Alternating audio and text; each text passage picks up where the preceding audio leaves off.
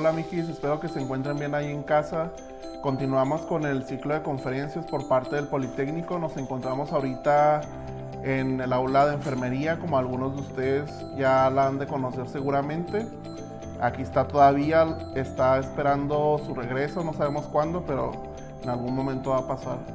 Precisamente el día de hoy quiero platicar con ustedes, me presento, mi nombre es Iván Solís, estudié psicología, tengo una maestría en estudios de género, por lo tanto estoy especializado en temas de psicología, género, feminismo, comunidad LGBT, y precisamente es de lo que quiero hablar con ustedes hoy, de la comunidad LGBT, específicamente de la población trans, es decir, de personas transexuales, transgénero, travesti e intersexuales. ¿Por qué quiero hablar con ustedes de esto? Ustedes al estudiar enfermería se encuentran trabajando con este tipo de personas o con esta comunidad en específico. ¿Por qué? Porque actualmente existe algo que se llama CIA-10 y próximamente va a salir la nueva versión, que es el CIA-11. Y en el CIA-10 establece que la transexualidad, lo transgénero y lo travesti es una patología.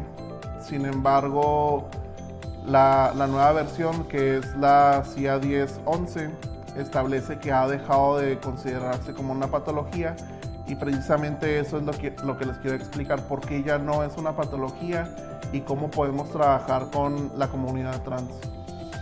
Antes de que yo dé pie a esta explicación, creo que es importante que revisemos algunos conceptos que son relacionados al tema de sexualidad. Es importante que primero hablemos de lo que es el sexo. El sexo es conocido por la genitalidad básicamente, entonces lo que se considera genitalidad de varón es el pene, los testículos. Lo que se considera genitalidad de hembra son la vulva y la vagina, pero también existe un tercer sexo al que se le llama intersexualidad o intersexo. Y es importante que lo mencionemos porque es una realidad, hay personas que viven en este sexo. Poniéndolo en otras palabras, ¿qué es ser una persona intersexual? Significa que naces con elementos de ambas genitalidades, es decir, que naces con elementos de lo que se conoce como hembra y de lo que se conoce como varón. Unos más que otros, puede ser a nivel cromosómico o puede ser a nivel genital, sin embargo es una condición de sexo que existe y que se tiene que reconocer también. Antes se le llamaba esto, o a las personas se les mencionaba como hermafroditas. Sin embargo, la palabra correcta es personas intersexuales. Otro punto que también tenemos que entender es que existe la identidad sexual, es decir, que hay personas que pueden o no identificarse con el sexo con el que nacieron o que se les asignó al momento de nacer. Entonces esa es la identidad sexual. ¿De qué manera la persona reconoce su propio sexo? También existe la identidad de género, que sería masculino, femenino, no binario, binario o género fluido. ¿Y a qué se refiere eso? Se refiere a de qué manera las personas expresan su género. Eso va desde la forma en la que hablan, la forma en la que visten, la forma en la que actúan, o incluso algún tipo de actividades que puedan o no realizar en su cotidianidad. Eso es la identidad de género. Es importante también mencionar el tema de la orientación sexual, que son varias y es importante visibilizarlas. La primera, que es la tradicional, por así decirlo, es la orientación heterosexual, que es cuando una persona se siente atraída por su sexo opuesto o por su género opuesto, es decir, si tú te identificas como hombre, te gustan las mujeres; si te identificas como mujer, te gustan los hombres.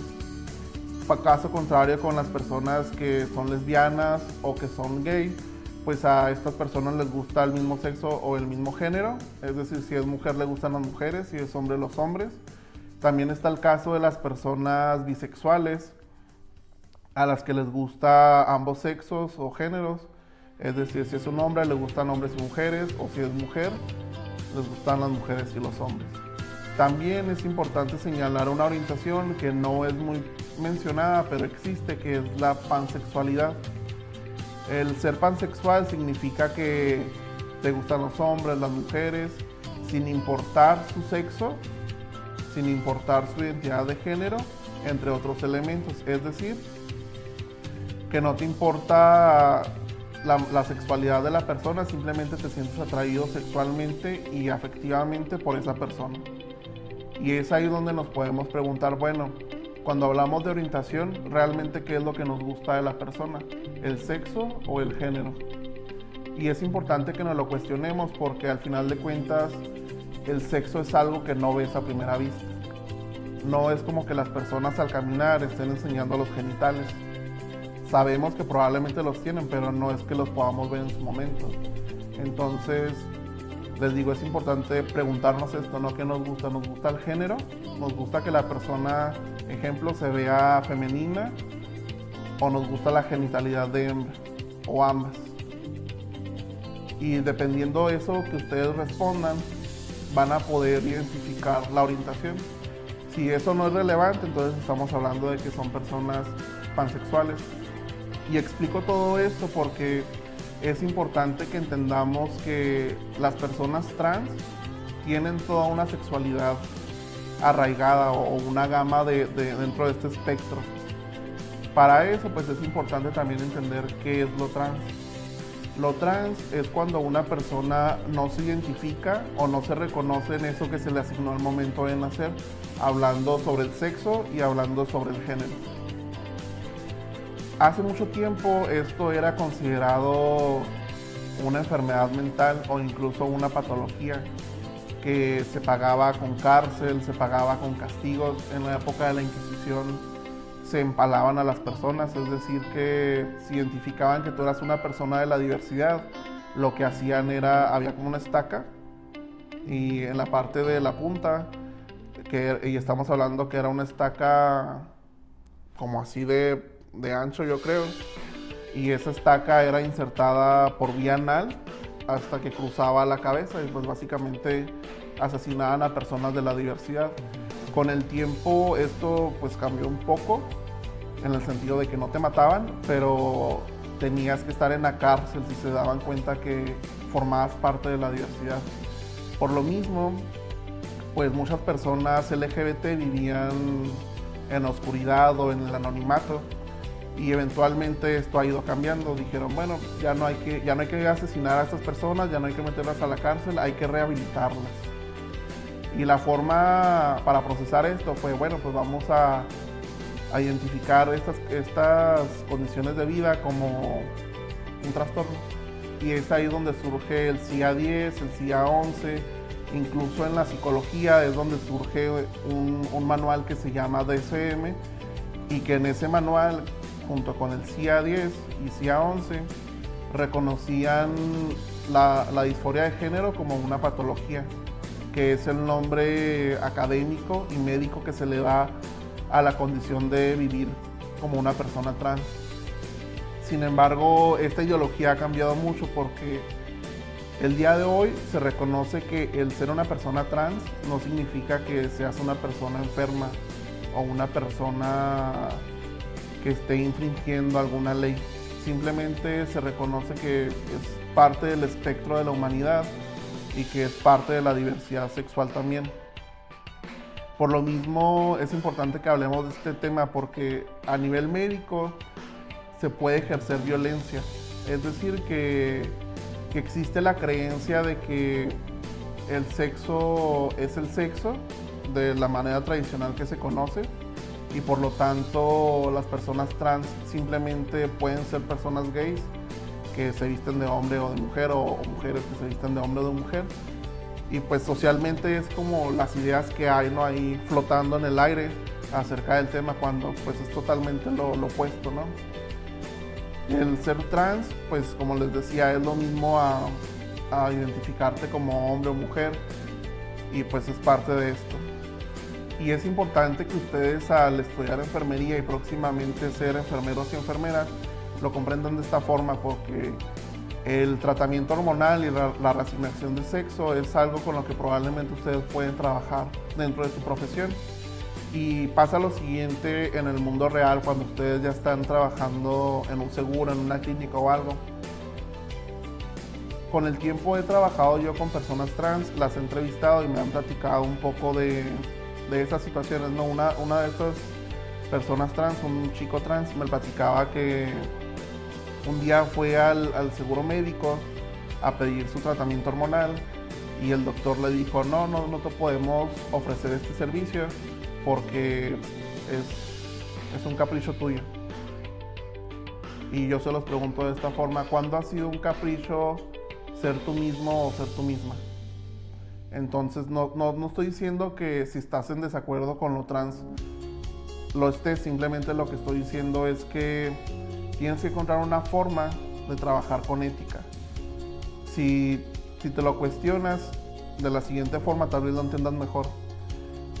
Si la persona que tienes al lado no tiene los mismos derechos que tú, significa que está viviendo una condición de desigualdad muy diferente y que los privilegios que tú tienes no los tiene la otra persona. Como el hecho de que tú vayas al doctor a pedir un proceso médico que necesitas y se te niegue. En este caso, pues no era un proceso por capricho, por así decirlo, o sea, no era una operación estética como tal, en el sentido de que la operación iba a mejorar el malestar emocional para esta persona. Entonces, sí es importante que como profesionistas nos cuestionemos esto y que nuestra perspectiva de vida no infrinja la libertad de la otra persona. Otro ejemplo es el caso de un chico trans que también me platicó que se fue a hacer la mastectomía para quitarse los senos. Para esto, pues es importante entender que hay personas trans que puede que se hagan operaciones para reasignarse el sexo y habrá otras que no.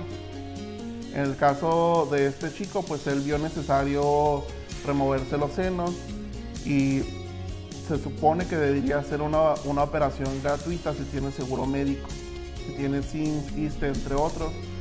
Y al final él tuvo que hacerse esta operación en una clínica privada y la operación se hizo bajo la norma de que era una operación preventiva contra cáncer de mama, cuando la intención no era esa, o sea, ni siquiera tenía posibilidad de tener cáncer esta persona y aún así de manera médica, de manera burocrática, así se reflejó la operación. Entonces sí se operó la persona, sí le hicieron la mastectomía, pero también hay que ver en qué condición se le hicieron. Entonces ahí estamos hablando de que no están en la misma condición de derechos y privilegios a otras personas. Por lo tanto, ustedes como profesionistas tienen que trabajar esto. También, pues para continuar y al mismo tiempo ir dando cierre a esto, es importante entender la diferencia entre qué es una persona transexual, una persona transgénero y una persona travesti. Una persona transexual es una persona que no se reconoce con el sexo ni el género que se le asignó al momento de nacer. Es decir, que de manera biológica nació como tal vez como lo que se reconoce como hombre, sin embargo su verdadera identidad sexual y su verdadera identidad de género es que es una mujer trans.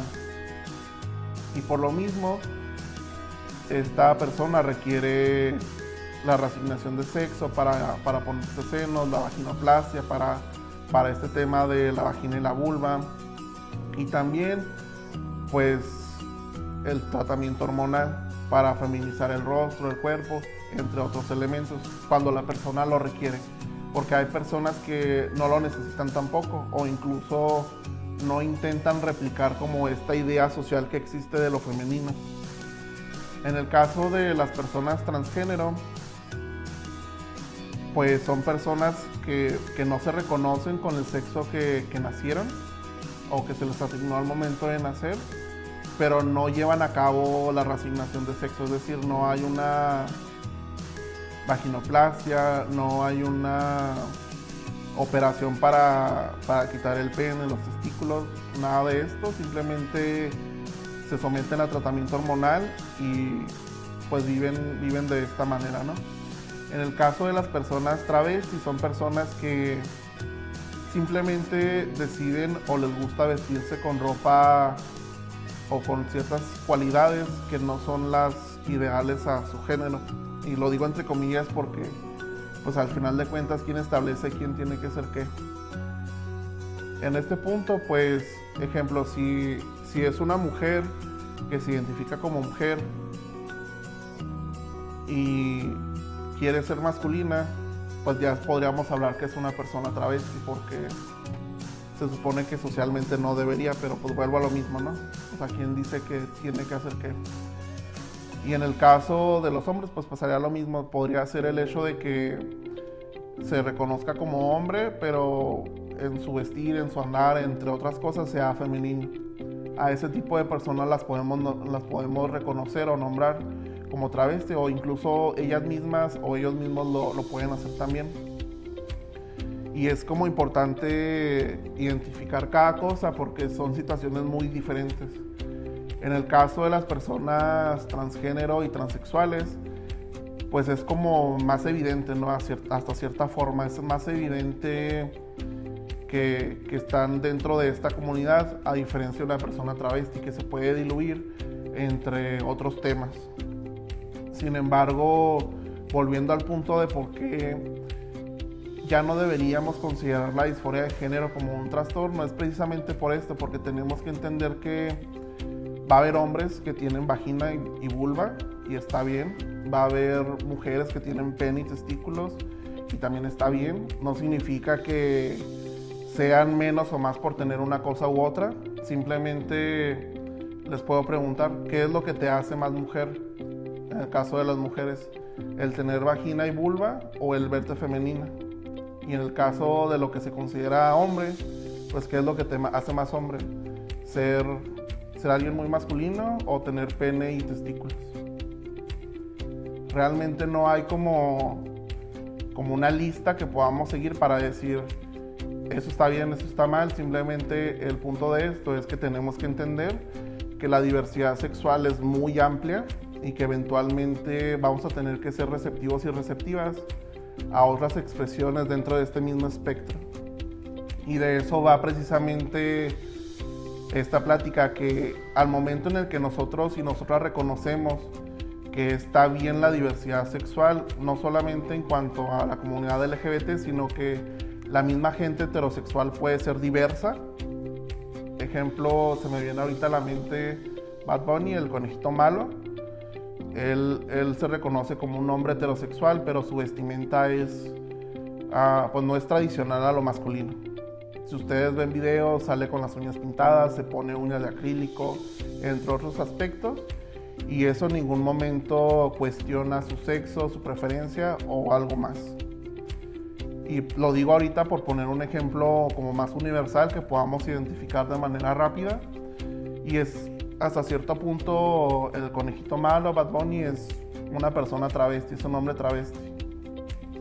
Y socialmente se le aplaude, ¿no? Que así lo sea. Y si eso se puede hacer con una figura pública, ¿por qué no se puede hacer con la persona que tenemos al lado? Retomando el punto del CIA 10 y el CIA 11, lo menciono con ustedes porque es el manual o es el libro de criterios que ustedes usan por su campo, porque ustedes trabajan con ciencias médicas.